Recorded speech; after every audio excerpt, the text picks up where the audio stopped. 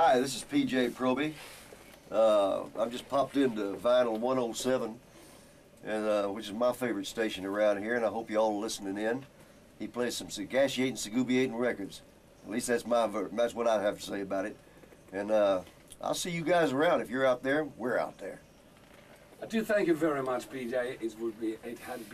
I do thank you very much, PJ. It has been lovely to have you here in the studio in Stockholm at Vinyl107. By the way, there's one thing that personally I would like to ask you. Who is playing the drums on the Hold Me song? Do you remember that one? I can't remember his name. No? Any other of the musicians, the guitarist? I used to think that it was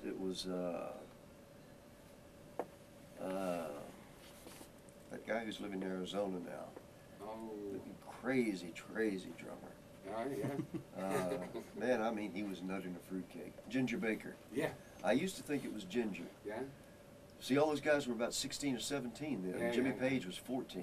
Yeah. And he could only strum the guitar. He couldn't pick lead. So that's... Yeah, he only strummed, and Big Jim Sullivan was the only person in Britain who picked lead guitar. Yeah. There were plenty of guys who did, but they were in groups like the Beatles, the Stones, and everything. Yeah. But there's nobody who was a session man that could do it. And there was me on harmonica. Yeah. Big Jim on lead guitar. Jimmy Page on rhythm. Charles Blackwell on piano.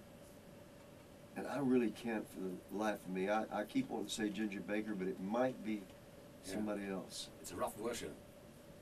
Boy, it was a hell of a session, you know. Yeah,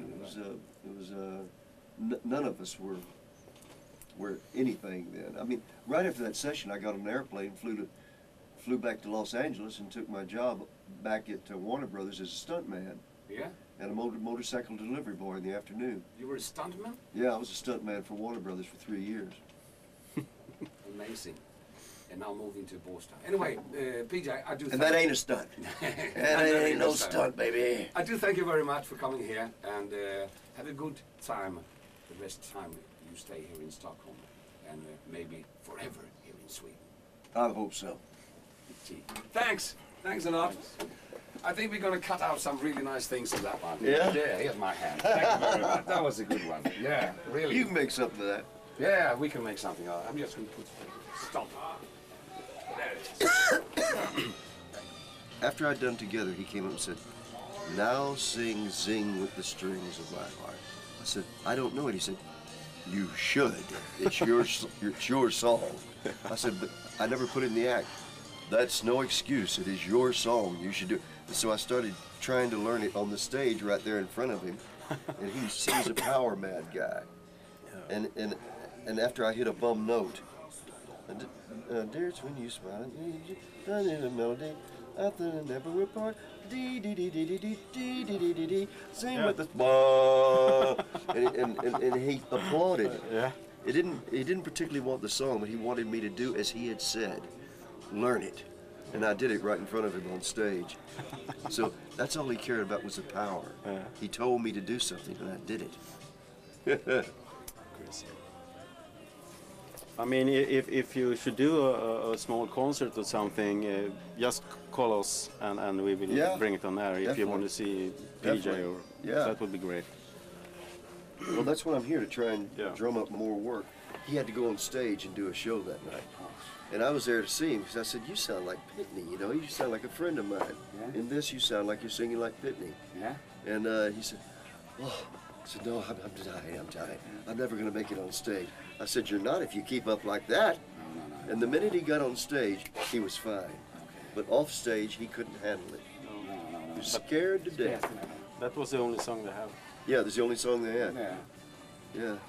Maybe you did die after that. I shouldn't say things like that. All my friends are dying now. You know, Oliver Reed's gone now. God, everybody's popping off. Yeah. The only people left now is me, Jerry Lee, and the Everlys. Yeah. Everybody else is gone. Rick's gone, Ricky Nelson, all of them gone. Yeah. That was Flying accident, wasn't it? Yeah. Yeah. It's plane went down. But Jerry Lee. But Jerry Lee, Chuck just walked out on that tour. Yeah. On the tour in London. Yeah. Yeah, they used to come on stage and nobody would announce them. They'd just walk on whenever they wanted, leaving the crowd to wait for whenever they wanted to go on stage. They'd stay there for as long as they wanted and just walk off. And then Chuck walked off the tour, and Little Richard was screaming, I don't go on stage when it's daylight. No. Said, I don't care if the sun doesn't go down till 10 o'clock at night because it's summertime, I don't go on when it's daylight. I only go on at nighttime when it's dark. So now, of course, it's summertime, and sun doesn't go down till 10 o'clock. In Sweden, you know, it's no night at all. No night at all. Well, Little Richard got on the plane and went back because there was no night for him to perform in.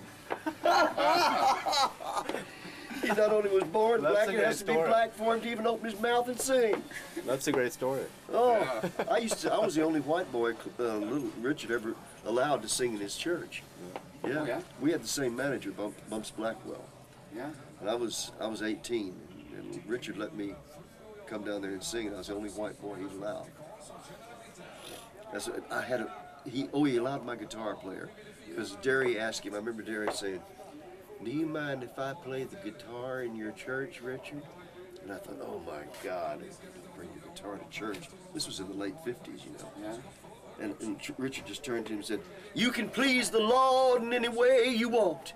You can please the Lord in any way you want." And he let him bring his guitar in. Well, that's a good thing. You can please Jesus in any way you want. That's funny.